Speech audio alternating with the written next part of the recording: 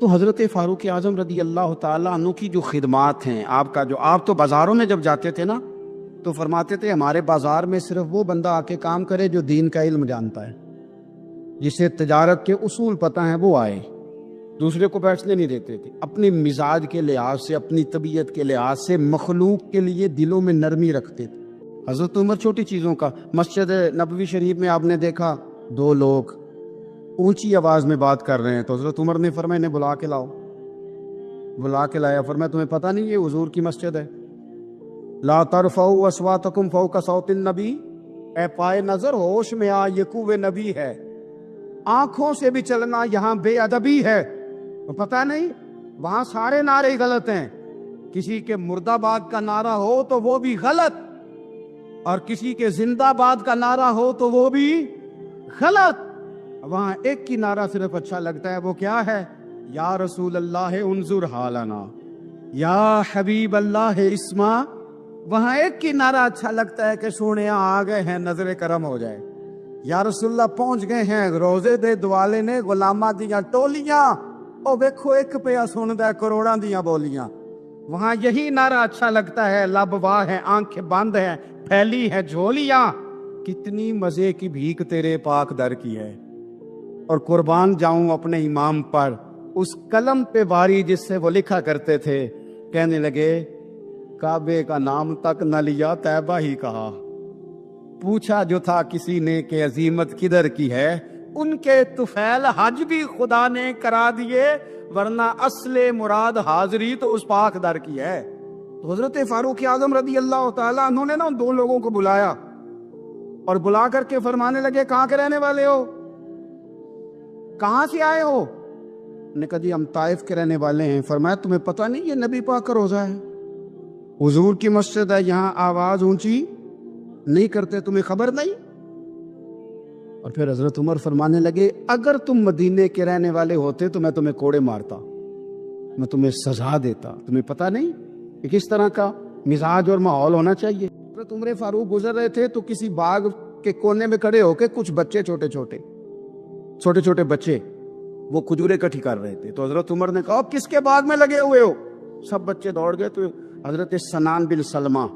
فرماتے میں ابھی چھوٹا تھا، میں کھڑا ہو گیا تو میں نے کہا حضور ہم نے توڑ کے نہیں کھجوریں کھائیں، گری ہوئی کھائی ہیں، اور آپ کو پتہ ہے جو رستے میں گر جائیں وہ اٹھانی ناجائز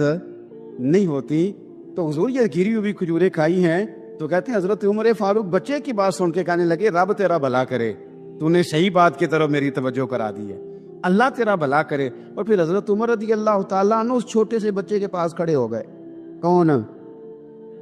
کس کے پاس؟ نہیں خواب تو نہیں دیکھ رہے میں اور آپ، حکمران وقت 22 لاکھ مربع میل کا حکمران بچے کے پاس کھڑے ہو گئے، چھوٹے بچے کے پاس ہے۔ یہاں تک اتر کے حضرت عمر فاروق ان لوگوں سے پیار کرتے۔ اب وہ بچے نے بات سنا دی حضرت سنان بن سلمہ نے، تو جناب عمر فاروق سے بچے نے فٹافٹ ایک اور فرمائش بھی کر دی۔ کہنے لگا حضور میں نے کھجوریں زیادہ جمع کر لی ہیں، وہ میرے دوست سارے بھاگ گئے ہیں آپ کو دیکھ کے، اب میں جب جاؤں گا نا تو کھجوریں میرے حصے کی ہیں، ہوں میں غریب بچہ، ماڑے گھر سے تعلق ہے، وہ میری کھجوریں چھین لیں گے۔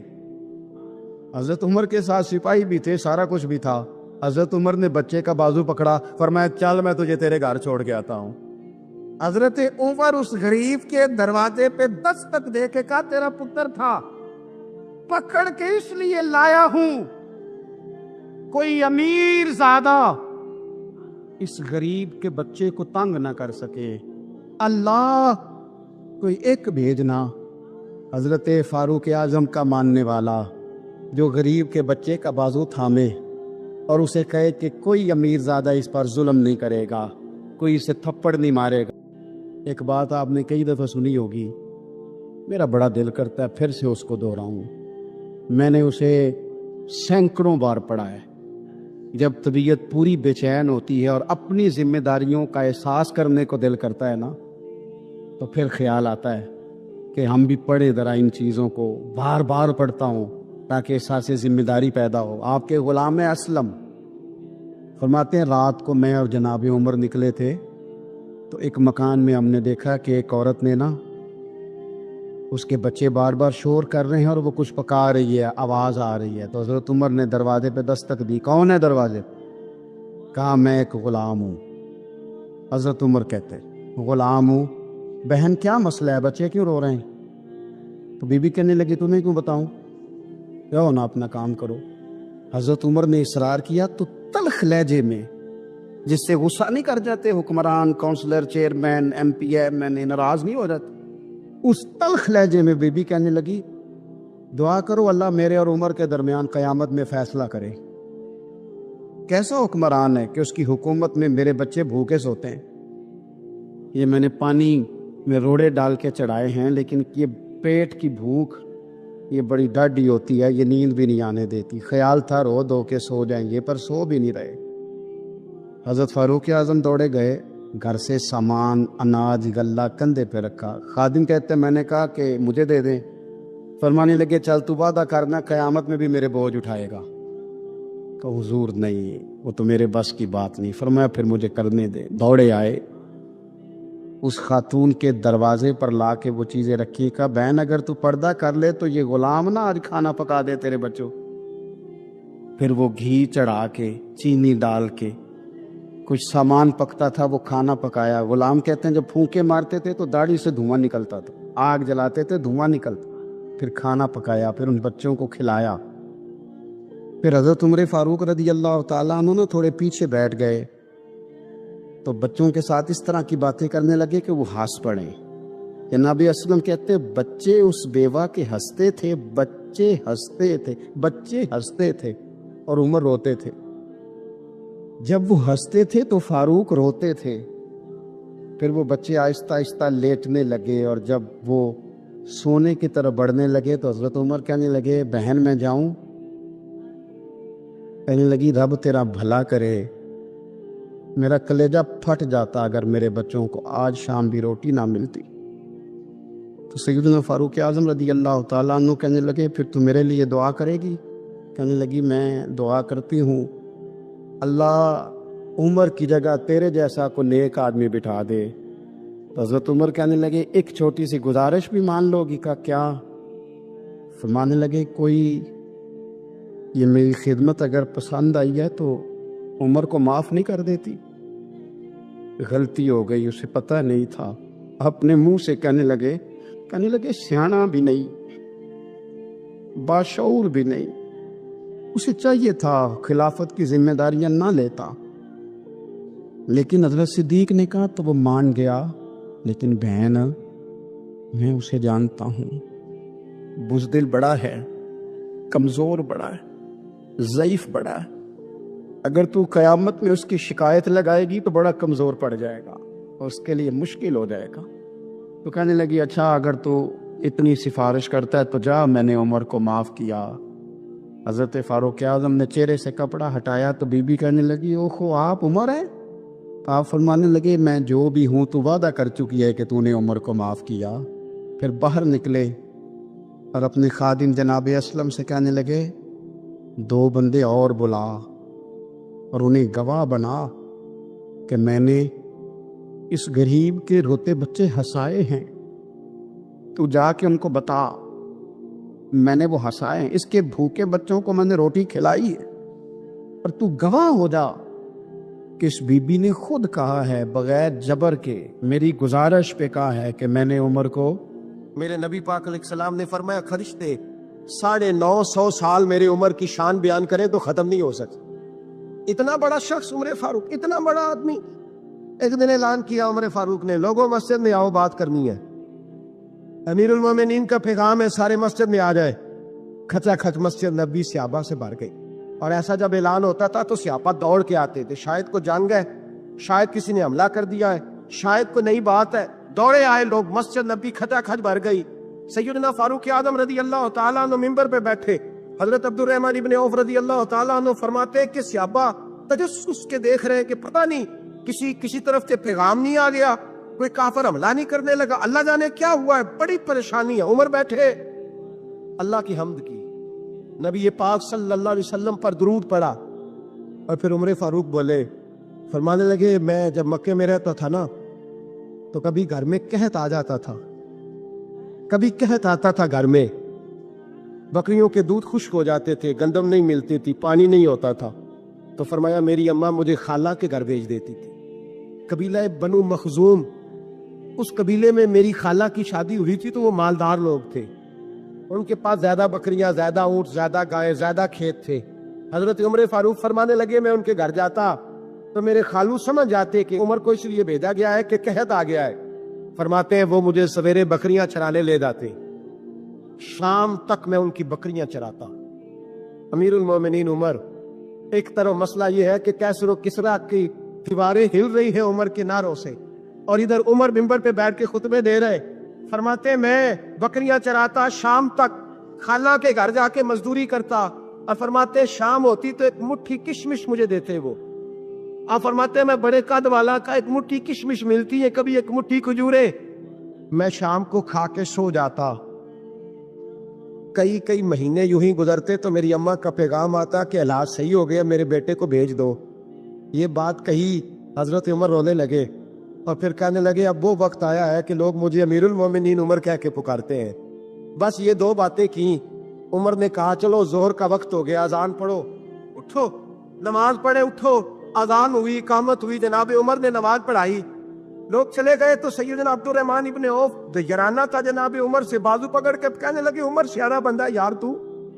یہ دو باتیں سنانے کے لیے اتنا مجمع اکٹھا کیا تھا، یہ دو باتیں کہنے کے لیے کہ میں خالہ کے گھر جا کے مزدوری کرتا تھا تو ایک مٹھی کشمش ملتی تھی، ایک مٹھی کھجورے، یہ کہنے کے لیے کہ میں بکریاں چرایا کرتا تھا۔ تو حضرت عمر فاروق رضی اللہ تعالیٰ عنہ پھٹ ہوئے، پھر آنکھوں میں آنسو آئے، کہنے لگے عبد الرحمن آج نا مصر شام سے کچھ لوگ آئے تھے اور وہ بتا رہے تھے کہ عمر تیرا ڈنکا وہاں بھی بڑا بجتا ہے، وہ مجھے کہہ رہے تھے تیرے نام کے وہاں بھی بڑے دبدبے ہیں، بڑے تذکرے ہیں، تو میرا نفس مجھے کہہ رہا تھا عمر دیکھا تو یہاں بیٹھا ہے اور وہاں تیرے نام کا شور ہو رہا ہے، مجھے اس نے بڑا کیا ہے، تو میں نے آج مصطفیٰ کے سارے غلام کٹھے کر کے اپنی اوقات بتا دیے، میں نے اپنی اوقات بتائی ہے کہ میں کچھ نہیں، کوئی شے نہیں، کوئی چیز ہی نہیں، اسی کسی سے کچھ نہیں جے لگ دے، نہ کوئی ساڈا دردی، میں نے بتایا ہے کہ میں تو کسی کے بکریاں چرا کے ایک مٹھی کشمش لے کے گزارا کیا کرتا تھا، گزارا مجھے میرے کچھ ساتھی نا لے گئے گجرا والا سردیوں کے موسم میں، مجھے کہنے لگے سویٹر پسند کر لیں اپنی مرضی کا، میں نے کہا یار مجھے تو وہی مزہ آتا ہے جو میری اماں کروشیے سے بنایا کرتی، وہ پہلے ابا پہنتے تھے، پھر وہی سویٹر بڑا بھائی پہنتا تھا، پھر ہمارے کھاتے میں آ گیا، اور پھر اس کی تعریفیں ہوتی تھی غربت چھپانے کے لیے، اس کی تعریفیں ہوتی تھی بڑی محنت سے بنا ہے جی، کیا بات ہے، بڑا گرم ہے، تو اب چھوٹے بھائی کو دے دیا جائے، ہم نے کہا وہی زمانہ دیکھا ہے، وہی رنگ دیکھا ہوا ہے، اور اس پر فخر ہے۔ اب تو لوگ جب کچھ ہو جاتا ہے نا، دو چار لوگ جاننے لگتے ہیں تو لوگ فٹافٹ دعویٰ کر دیتے ہیں خاندانی رئیس اعظم ہو، بڑی بات ہے، ایسی کوئی بات نہیں، جس کو اپنا آپ یاد رہتا ہے اسے خدا بھی یاد رہتا ہے، جسے اپنا آپ یاد رہتا ہے اسے رسول اللہ بھی یاد رہتے ہیں، جسے اپنا آپ یاد رہتا ہے اس کی نظر میں دوسرے لوگ بھی کچھ ہوتے ہیں، میں عمرے کے لیے حج کے لیے جاتا رہتا ہوں، رب مجھے اپنے فضل سے بلا لیتا ہے، تو میں ایئرپورٹ سے نیچے اترا تو ایک صاحب میرے جاننے والے تھے، دوڑ کے آئے اور مجھے کہنے لگے کیا بات ہے، سنا ہے اس دفعہ آپ سعودی ایئر لائن سے آئے، سیدھا مدینہ شریف آئے، کیا بات ہے آپ کی؟ اور میں نے کہا صاحب چھوڑ دے، میں بھی جب پہلی دفعہ آیا تھا تو میں بھی بڑا گور کے ایئرپورٹ دیکھتا تھا، میں نے کبھی دیکھا جو نہیں تھا، میں بڑا گور کے دیکھتا تھا، کوئی ایسی بات نہیں ہے، یہ نظام قدرت ہے، بادشاہ کے فیصلے ہیں، وہ جب جاتا ہے جس طرح کے چاہتا ہے فیصلے فرما لیتا ہے، تو یہ اس کے فیصلوں کی بات ہے، ہم لوگ نا جس حیثیت پہ ہوتے ہیں وہیں رہ جاتے ہیں، پچھلی بات بھول جاتے ہیں، اس لیے ہم چاہتے ہیں جو بھی ہمیں ملے جھک کے ملے، جو بھی آئے، اور یہ میرا آپ کا سب کا مشترکہ معاملہ ہے۔ میرے نبی پاک صلی اللہ تعالی علیہ وسلم نے صحابہ سے پوچھا تمہیں بتاؤں جنت کے بادشاہ کون ہوں گے؟ جنت کے عام لوگ نہیں، جنت کے، بولیے نا ذرا، جنت کے اللہ بادشاہ، جنت میں تو جانا بڑی بات ہے، حضور جنت کا بھی بادشاہ، ابن ماجہ میں لفظ ہے، تمہیں پتہ ہے جنت کے بادشاہ کون ہوں گے؟ اور میرے مصطفیٰ کریم صلی اللہ تعالی علیہ وسلم کے غلاموں نے کہا حضور ہمیں نہیں پتا، تو حضور نے فرمایا جنت کے بادشاہ وہ لوگ ہوں گے جنہیں دنیا میں کوئی بھی نہیں جانتا تھا،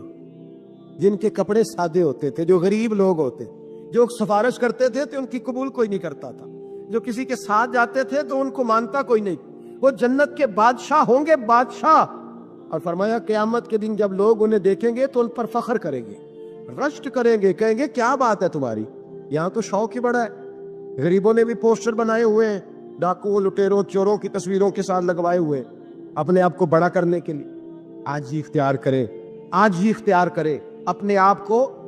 کو مٹانے کی کوشش کریں۔ رب کریم کے بندے آگے بڑھ بڑھ کے اپنا آپ دکھاتے نہیں، بڑا شوق ہے، پہلے فوٹو کھنچا لو، باقی باتیں بعد میں ہوگی، پہلے ویڈیو بنا لو، باقی کچھ اور بعد میں ہوگا پہلے۔ اب تو پرسوں ترسوں مجھے ایک مولانا کہنے لگے کہ آپ سے میں نے، وہ یہاں جمعہ پڑھنے آتے ہیں کبھی کبھی، میرے دوست ہیں، کہتے ہیں آپ سے میں نے سنا تھا کہ اگر کوئی نبی پاک کا فرمان ہے، اگر کوئی نذرانہ دے تو اس کو لے لو، اگر کوئی تحفہ دے تو اس کو، حضور نے فرمایا لے لو، اگر تمہیں کو دیتا ہے اپنی مرضی سے، مانگنا منع ہے، کوئی دے دے تو لے لو، ورنہ ایک وقت آئے گا تم مانگو گے تمہیں ملے گا نہیں، جب کو دے دے تو لے لو۔ کہنے لگے آپ نے کہا تھا کو دے دے، تو اس وقت سے میں کوئی سوٹ دیتا ہے مجھے میری مسجد کا نمازی تو میں لے لیتا ہوں، کوئی مجھے کوئی اور شے دیتا ہے تو میں آپ سے سن کے، تو اگر میری مسجد کا نمازی سوٹ پکڑاتے ساتھ فوٹو بھی کھینچے تو پھر میرے لیے کیا حکم ہے؟ وہ خوشبو کی ڈبی دیتے ہوئے ساتھ فوٹو بھی کھینچے، پھر میرے لیے کیا حکم؟ کہنے لگے رمضان میں یہ حال ہوا ہے کہ لوگ کپڑے دے رہے تھے اور فوٹو کھینچ رہے تھے، کیا چکر ہے، کہاں چلے گیا؟ غریب آدمی کی عزت نفس کو کچل ڈالا پکڑ کے، ایک جوڑا سال کے بعد امام کو دیا، اس کی بھی تصویر کھینچ کے فیس بک پہ دے ڈالی۔ یہ ہماری ایک صحابی تھے حضرت جناب سیدنا خفاف بن ایمار غفاری رضی اللہ تعالی، انہوں نے بڑا کردار ادا کیا تھا میدان احد میں، انہوں نے اور ان کے صاحبزادے نے۔ تو ان کی بیٹی ایک دن حضرت عمر کے پاس آئی، اب وہ بیٹی بیاہ کے جا چکی تھی، اس کی شادی ہو گئی تھی، حضرت خفاف بن ایمار رضی اللہ تعالیٰ عنہ کی صاحبزادی اپنے سسرال چلی گئی تھی، وہاں اس کا خامد انتقال کر گیا، وہ خاتون واپس آ گئی، وہ حضرت عمر سے ملی، بیوہ عورت، اس بیوہ خاتون نے آ کے، یہاں تو میرے بھائی وہ فوجی بیچارے جن کی بیویاں، جن کو ایک تقریب میں تو خوب ایوارڈ دینے کے لیے بلایا جاتا ہے، میں نے یتیمی کا وقت گزارا ہے، مجھے پتہ ہے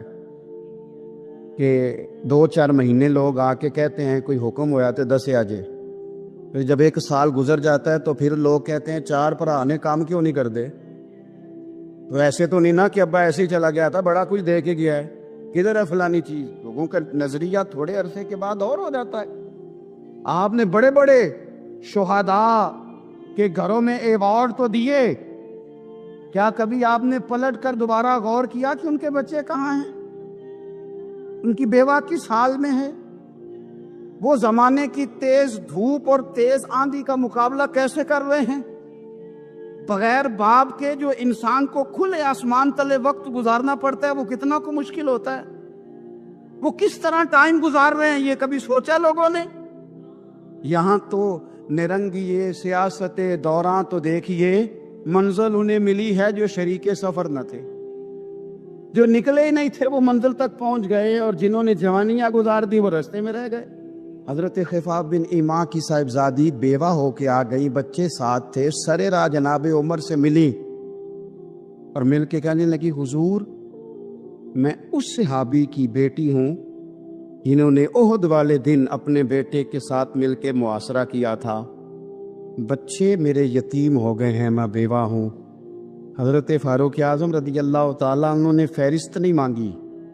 خرچے کی ڈیٹیل نہیں مانگی، تم آنا فلانے سے ملنا، پرسوں 9 بجے آ جانا دفتر، یہ کوئی بات نہیں کی۔ حضرت عمر غور سے کھڑے، اس بیٹی کی بات سنی، چھم چھم سیدنا فاروق کی آنکھوں سے آنسو گرے، دوڑ کے گھر گئے،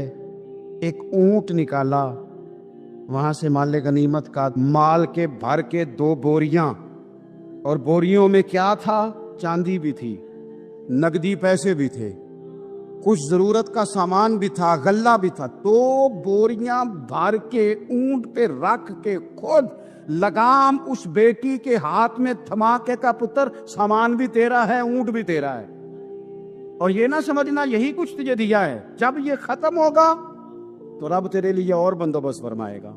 کیا مانا کہ ڈیوٹیاں لگا دی گئی ہیں، ہمیں پتہ ہے یہ سامان کب تک ختم ہو جائے گا، پیسے کب تک ختم ہو جائیں گے، تیرے لیے میں نے نئے حکم بھی جاری کر دیے ہیں، حضرت عمر وظیفہ لگانے لگے تو حضور کے گھر میں خدمت کرنے والے حضرت اسامہ بن زید کا وظیفہ ڈبل لگایا اور اپنے بیٹے عبداللہ ابن عمر کا وظیفہ سنگل لگایا. تو حضرت اسامہ بن زید کہنے لگے ابا جی میں نے تو ہجرت بھی کی, جہاد بھی کیا, اسامہ تو ان دنوں بچے تھے. تو حضرت سیدنا عمر فاروق جواب میں کہنے لگے پتر, اسامہ کے والد زید نے بھی حضور کے گھر میں نوکری کی, اسامہ بھی نوکری کر رہا ہے. حضرت عمر کی شان کیا ہے زمانہ جانتا ہے. اور پھر بھی حضرت عمر فرمانے لگے تو نے اپنے باپ کے ساتھ ہجرت کی, فرمایا ان کی خدمت زیادہ ہے